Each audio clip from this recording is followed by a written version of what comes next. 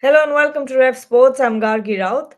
A far from ideal outcome for the Indian team. South Africa have leveled the series 1-1 after a win in the second ODI by 4 wickets. Now, despite centuries from Ruturaj Gaikwad and Virat Kohli, India was simply not at their best out there in the field tonight. Singles stolen from under Indian fielders' noses and far too many runs given away. Bharat, when you look back on this innings, where do you think India went wrong? Of course, there's a lot of due that has come into play, but at the same time, just far too many mistakes from the fielders, dropped catches, and runs given away. Yeah, I think you can't pinpoint just at one reason. I don't think there was just one reason why India lost this match. If you analyze, one was obviously the Indian pace bowlers, not just pace bowlers, Indian bowlers. They gave away too many boundary balls, and just when it seemed like they were, what can you say? There were a few dots. There was always a boundary ball on the cards, and that I think was the first reason. The second reason, obviously, as you noted, fielding mistakes. I will start with that drop catch by Jaiswal. Then Arshdeep Singh I gets at short fine leg. It was an easy.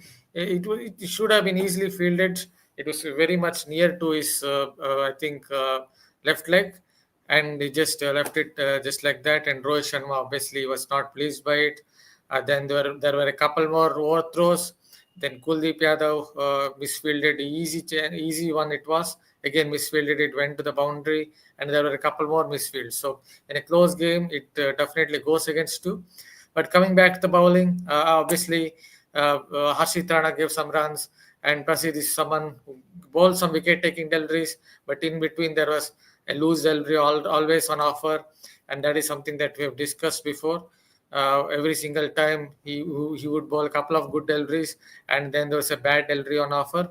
And something similar happened with even Kuldeep Yadav. He bowled 2-3 good deliveries, and then suddenly he would string together 2-3 good deliveries, and one bad delivery is always around the corner. So bowling also was pretty ordinary, and yes, you definitely played a part. It's something that one has to add. Because the ball was changed 4 times. You rarely see that in even in ODI cricket, a lot of do around. You rarely see the ball being changed 4 times. But having said that, finally you have to give credit to the South African batters. Even as soon as they lost 1 wicket, someone else would come in and score some runs. Even right at the end, the way Corbin Bosch played, I think he was very smart. If you look at how he played in the penultimate over, the last ball of that penultimate over, he could have easily tried to hit out and maybe might have got out, but still, he just took a single and he played very smartly right through the slog over. So, great credit, lot of credit to South Africa. Having said that, India's fielding was pretty ordinary. Absolutely. Someone here is saying Gambhir PR channel is crying. Which channel are you talking about, Soumyadeep? Let us know. Anyway, Devashish, I think Bharat has a point here, and someone again, Viraj More is also saying social media was right. We were 20 runs short. Time to take it seriously. I don't think so. But also, I think at this point, I don't think it's the 20 runs the reason why you lost, why India lost. I think it's because of the bad bowling, the bad fielding, and the fact that South Africa was stealing singles and doubles right from under Indian fielders' noses. I think that was the biggest problem there. And you could see, as Bharat also pointed out, Rohit Sharma was quite unpleasant there on the field. He was not having any of it. Lots of dropped catches as well, lots of expensive bowling as well. And of course, South Africa was very smart with the way that they took those singles and doubles to kind of get the scoreboard moving. Devashish? Yeah, absolutely. I would say that it was two main reasons for India losing this match. One, to lose the toss. In these conditions, you have to win the toss, and by winning the toss, you can negate the due factor. And secondly, the scheduling. So it is always going to be difficult to bowl in the second innings, means because of the due factor. So I think let's not look too far ahead with this loss. Yes, for last match also in South Africa posed a threat of chasing the total, but it was Kuldeep Yadav who got those 2 wickets and initially gave gave a breakthrough. But today was not the case. I think South African credit where it should be due. I think South African batters played brilliantly right from the start, be it Aiden Markram or Temba Bavuma. Matthew Britske has been brilliant in this series. So now she has scored 750s out of 11 innings. So that itself shows, and also the Dewald Brevis and towards the end Corbin. So it's a collective effort, I think, in the batting unit of the South African. And see, once again it highlights that you need a Jasprit Bumrah or a Mohammad Siraj in this format. Jasprit Bumrah across the format is certainty. You need a Jasprit Bumrah. I think these bowlers, you may be great bowlers, but you are not that you can win matches single-handedly day in day out. Let's face the fact. Means obviously there will be days that you might win the match, as was the case last match. But today we were found wanting, and you cannot just solely blame that due factor. I think it might sound as an excuse, but I think South Africa displayed better cricket. Means when it comes to chasing, means they did not lose nerve, they did not panic. Means we were talking in the mid show that scoreboard pressure might help South Africa lose this match, but that was not the case. Clearly, it was a very clinical show by South African batters. Absolutely. Viraj More is saying no demons on this pitch, tough to say while defending. Jadeja should have scored 20 plus more. I completely get where Viraj is coming from. The only point here is I still think 358 was a good enough total on this wicket, was a good enough total. Like Devashish also pointed out, first of all, you lost that toss. And in these conditions, it is, it becomes a factor that if you're batting seconds, you do get an upper hand anyway. Starting right off the bat, you're getting an upper hand that you'll be batting when the dew is on. The other thing is the bowling was just not there for Team India. If you're going to say that you can't defend 358 runs, then I think it can get really difficult in the future. Now, taking. I'll listed a point. I'll listed a point. It was a good enough total, but in when there is dew around, especially in modern times, you always feel you have to go for an above par total. So yes, India somewhere missed. That also is a point. India somewhere missed 15-20 runs. I will go back to the Champions Trophy game between Australia and England. England scored 358. It seemed like a good enough total, but Australia chased it down with the 1.3 overs or 1.4 overs to spare.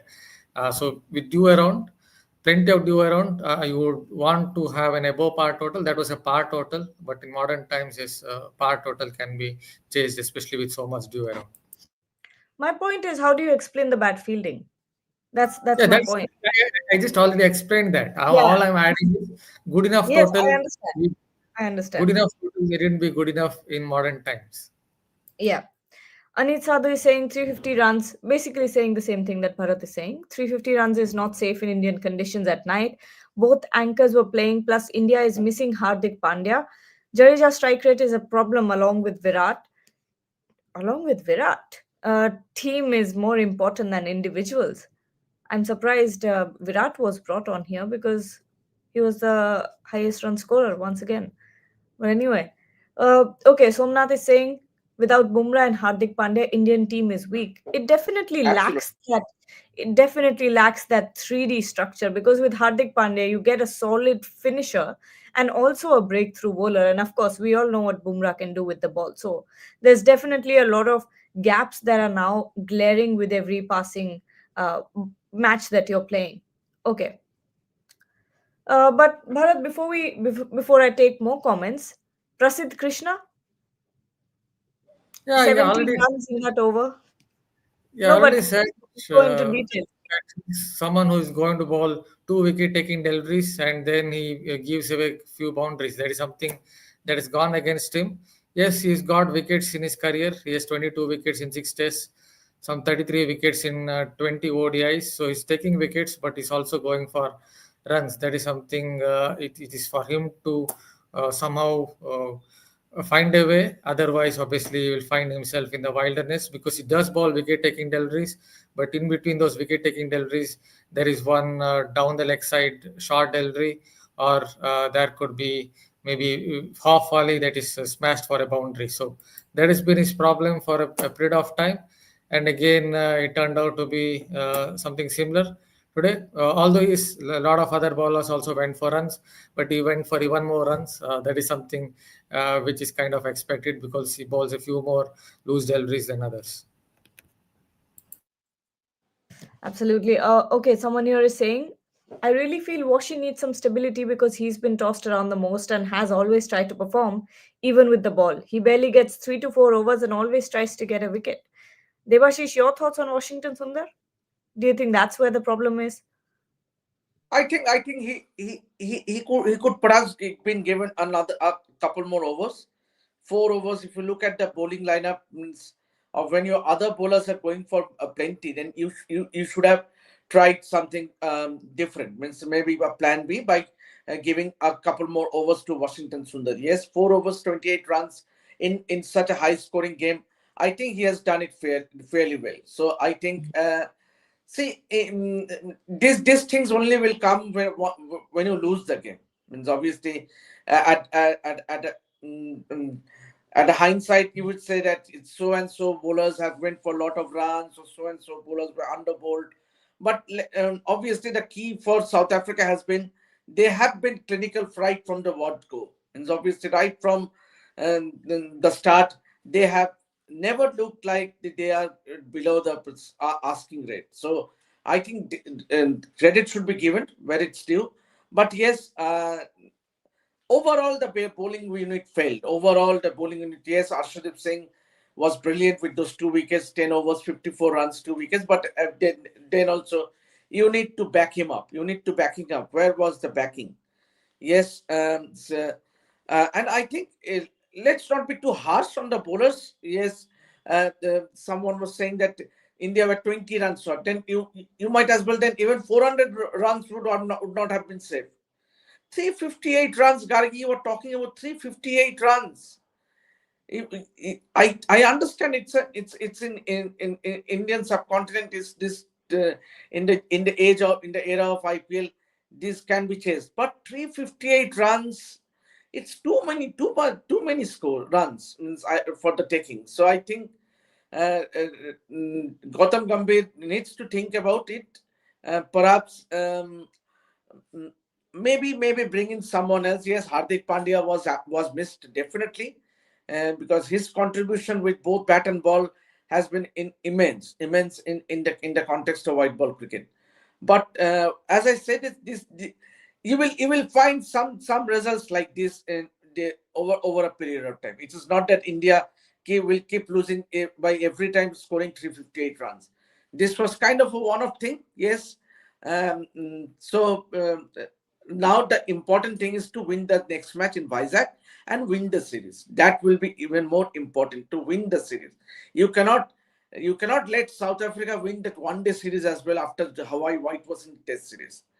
Means that is the real story. Means you cannot let South Africa win the ODI series as well.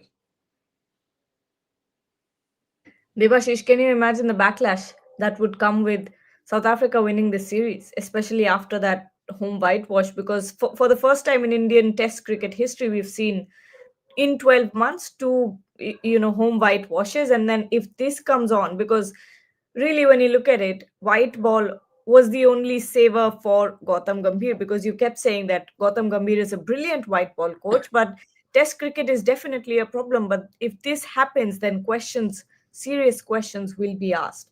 Okay, Abhishek Caddy is asking, Bharat, you can take this one. Why are we not playing Siraj instead of Prasid? I don't know. That is something maybe he's been given a little bit of rest or whatever it is because he's been playing non-stop cricket.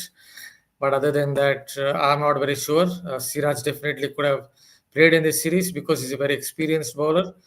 Although I still feel he also would have gone for 60, 65 runs in those conditions. But maybe those 15 less runs that Siraj would have not leaked might have still helped the Indian team win this game. But again, we are just looking at it in maybe in hindsight because I think India had more problems than just one bowler. I think there were problems in the field. Maybe there was problem right at the back end of the innings. In this day and age, sometimes you have to look for above par totals in Indian subcontinent, because good enough total needn't be good enough with so much due around. But having said that, yes, Siraj could have definitely played because he's very much an experienced campaigner. The only thing I can think of is maybe he's played non-stop cricket and they're thinking it's right for him to get a little bit of rest. Fly Boys for People is saying culprit is Morne Mokal. Um, Devashish, how much do you blame Morne Mokal for this loss? Because there have been problems. We're not going to, completely ignore it and say that there haven't been. Prasidh Krishna has been as inconsistent as ever. And the question that we've been asking since England is, why hasn't there been an improvement in Prasidh Krishna under Morne Mokal? Also, when we talk about Siraj, it keeps going back in and out. When we talk about that first spell problem where he comes back with the second spell, during the second spell, and gives you breakthroughs, but this first spell is always very expensive when we talk about test cricket. But culprit is Morne Mokal? Question mark. I won't say though. I won't say, that would be a bit harsh. Means what? Can you just tell me what is the role of a Morne Morkel? Means when the bowlers out there in the middle uh, give so many runs. Means it's not Morne Morkel who goes out there and bowl for India. Means it's his job to see where the bowlers are going wrong.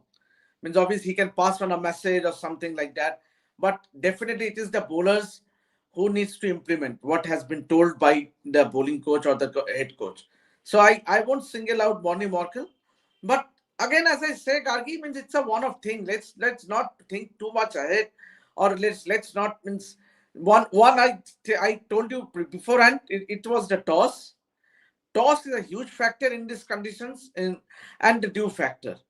Means when you have so much dew, even Ravi Shastri during the pre-lunch commentary, he did say it on live, that dew here in Raipur was much more than Ranchi. So there is the answer. Means obviously with so much dew, I think BCCI should also take the blame by putting matches in this time in venues where there is so much dew. Just had a So point to it. Please continue. I thought you had ended it. no, it's all right, Bharat. You go ahead. No, Go no, no, ahead. no, no. I Go thought ahead. Means it's a collective effort, I would say. It's not, yes. you cannot single out a Morny Morkel for the loss. Come on, you cannot single out Morny Morkel or a Gautam Gambhir for a loss. Means it is the bowlers who have let you down. So and that why the bowlers let you down? Because of the dew factor. So it's kind of a collective thing. Means the BCCI also have to take the onus. They are also accountable to be scheduling a matches at venues where dew factor is so much that you win toss, you elect to bowl first. That's it. As plain and simple. And then whatever the total is, it's always going to be difficult for the team bowling second in these conditions. Yeah, well, let's get a point to it. See, it's not Morne Morkel's fault that the first two balls that Harshit Rana bowled were short and wide and one down the leg side. It's not Morne Morkel's fault that Prasidh Krishna bowled down the leg side, or the couple of short deliveries that were down the leg side. He would never say, I don't think any professional coach would go and tell to a fast bowler to bowl short and wide or down the leg side. That is a given, right? So I'm not very sure what exactly should have done there in terms of maybe even bowling mechanics. What exactly should have done there, I'm not very sure. So you also have to look at it holistically. See, you like it or not, the Indian fast bowlers tend to take more time to mature.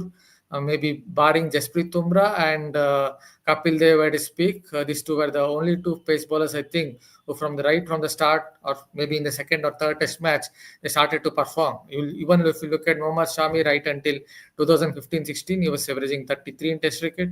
Ishan Sharma was averaging 35, 36 right until 2016-2017. You look at Mr. Javgal Srinath, he was averaging well over 30. It was only at the back end of his Test career that he got it right.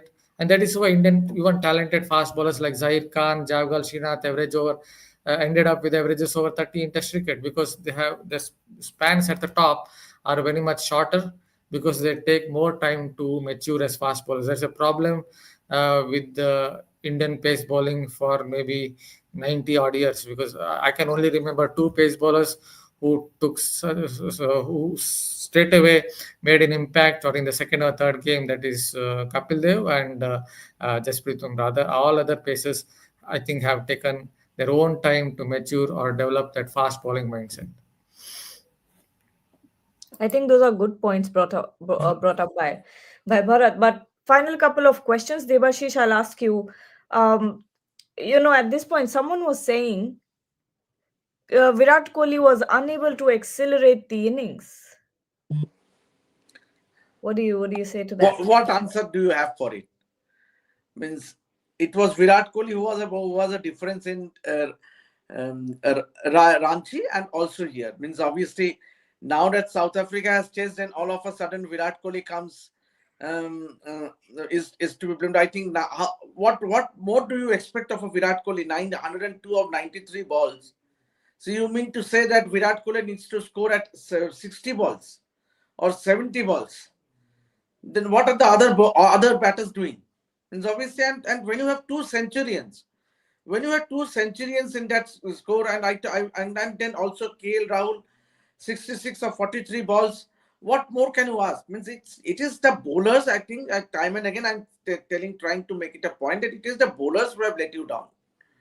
Means you cannot blame the batsman. Means of 358, it's more than handy. Means 9 out of 10 times you will win with such totals in Indian conditions. It was just a one-off thing. Means that India lost. But yes, come Vizag, even if India goes on to post 350, they might as well win the match. So let's not burn our head by thinking too much. Obviously, one that we hope that India get something sorted. Means obviously one thing is the bowling change. I think definitely Washington Sundar, when someone is having a decent run, then I think he was underbowled. Means 4 overs, only 4 overs in these conditions when everyone is going for runs. He could perhaps be given a couple more overs. That is where KL and also our fielding and our catching is, and this has been a perennial problem.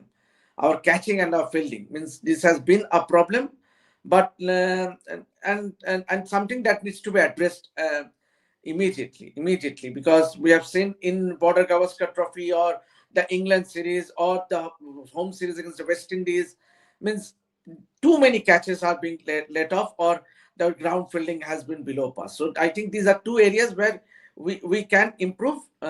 See, bowling once again, and it is always going to be difficult bowling in this condition with so much of dew. Yep. Yeah, I will And see a finally, point, small point to it about Virat Kohli. See, when he got out, the score was 284 of 39 overs. So it's not his problem that in the last 65 deliveries, only 74 runs were scored. So he gave you the foundation stone. He provided you the foundation stone. So if you really want to put the blame somewhere, yes, it goes down to Jadeja's 20, whatever is score 24 of 27 or whatever it is, right, in the slog overs. But Virat Kohli had given you the foundation stone, and it is not his problem that only 74 runs were scored of the last 65 balls. Yes, it goes back to the point that I once made a few days ago, that I genuinely do believe Akshar Patel is the better version of Ravindra Jadeja in this format, in limited overs cricket. But again, people will tell I'm looking at it in hindsight. So let us leave it there. But I genuinely believe that Akshar Patel is the better version of Ravindra Jadeja in limited overs cricket. fair points. And on that note, we'll take your leave. It's been a long night for all of us.